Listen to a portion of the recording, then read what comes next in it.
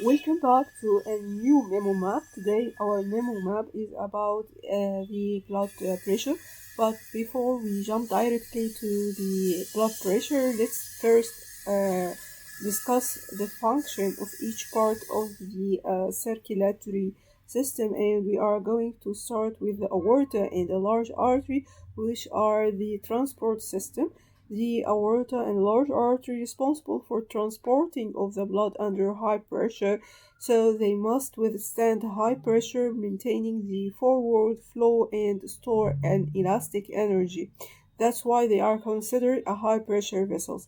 Then move to the arteriole, which are the resistance vessels, and they are not transporter but mainly resistance. They controlling the flow of the blood through regulating the diameter, resistance, and the distribution of the blood.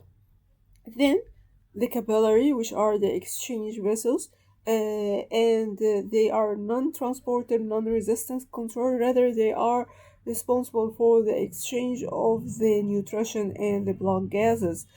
And finally, the vein, which are the capacitance and returning system. They are responsible for transporting the blood back to the heart, and they are acting as a blood reservoir since they have a low pressure while with a high compliance and a very thin wall. And now come the key second important point, which is the pressures in different part of the circulatory system. Since the blood flow from the high pressure to the low pressure, so the pressure must be highest in the aorta and lowest in the vein. The blood pressure in the aorta is around 120 over 80 with average 90 millimeter mercury. In the arteriole and in the capillary, the pressure is smaller. It's in the capillary, it's around 35 millimeters mercury, and in the vein, the pressure even more lower than the capillary, and in the arteriole, it's around 15 millimeter mercury. Now let's understanding the blood pressure itself. We are first focusing on the definition of blood pressure component.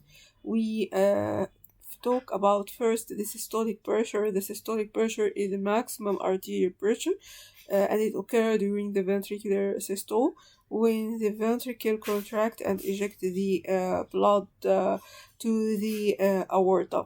Then the diastolic pressure is the minimum arterial pressure occur during the ventricular relaxation when the heart is no longer ejecting the blood to the aorta, and it to reflect the resistance and the recoil of the artery. The pulse pressures is the difference between the systolic and the diastolic pressures, and the average or the mean arterial blood pressures, which is the most important pressure clinically since it determine the perfusion of the tissues. The mean arterial blood pressure is the average pressure through the cardiac cycle, and it is the driving force for the organ perfusion. It is calculated by the following formula: the mean arterial blood pressure equal diastolic plus one third the pulse pressures, because the diastolic is longer than the systole, and this is when the normal heart rate exists. But if the heart rate is increased, the diastole becomes short, and accordingly the average blood pressure is estimated arithmetic. That's to say, average blood pressure equals systolic plus diastolic over 2. Okay, so now let's move to the next point regarding the pressure, which are the factors that controlling the blood pressure. Pressure equals the cardiac output multiply the total peripheral resistance. So and the cardiac output equal the heart rate multiply the stroke volume. So the pressures equal the heart rate multiply the stroke volume multiply the total preferred resistance. And from these factors, we will add also the effect of the compliance and the central venous pressure. So there are 5 factors affecting the pressures: the heart rate, stroke volume, the preferred resistance, the compliance, and the central venous pressure. Important to note that the systolic pressure depends mainly on the stroke and the arterial compliance. The stroke volume, if it increased, the systolic pressure increased. Regarding the arterial compliance, if the compliance is decreased, so the systolic is increased. Regarding the diastolic pressures, what are the main factors affecting the diastolic? It's the total preferred resistance, the heart rate, and the compliance. Because when the resistance is increased, the blood will leave the artery very slowly, and that's why the diastolic pressure rises. And when the heart rate is increased, the diastolic is shortened, and less of the blood less time for the blood to leave the artery, so also the diastolic increase. But when the compliance is decreased, the diastolic is increased, and the pulse pressures is widened. So the central venous pressures also important because it determines the venous return, the ventricular filling, and the stroke volume. We understood the function, the pressure gradient, the definitions, and the regulation. Let's talk about the physiological variation of the blood pressure. Since the blood pressure is not fixed, it's dynamically changes. The first factor is the circadian variation. The blood pressure follows the circadian rhythm. During the sleep, when the sympathetic activity decreases, the heart decrease, the cardiac output decrease, and the blood pressure fall.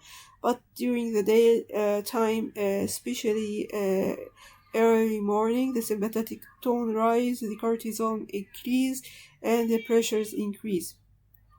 The population factors, the age. With aging, the compliance decrease and the blood pressure increase.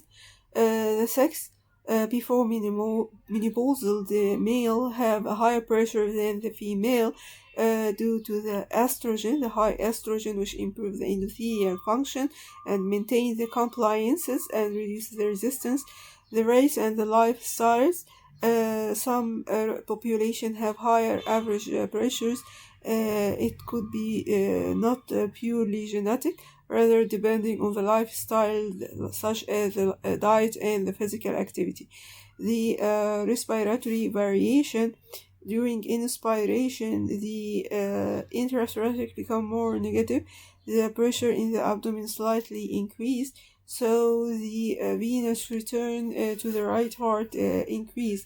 But because the lung expand, the pulmonary vessels also expanding, so this will pull the blood temporarily in the lung, and the left ventricular fillings decrease, the stroke decrease, and the cardiac output decrease.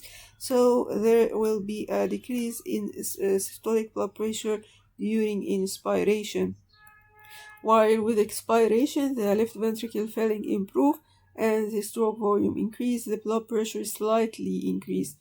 The fourth factor is the exercise. With isotonic exercise like walking or running, the systolic pressure increase due to the increase in the stroke volume, while the diastole remain normal or slightly decrease.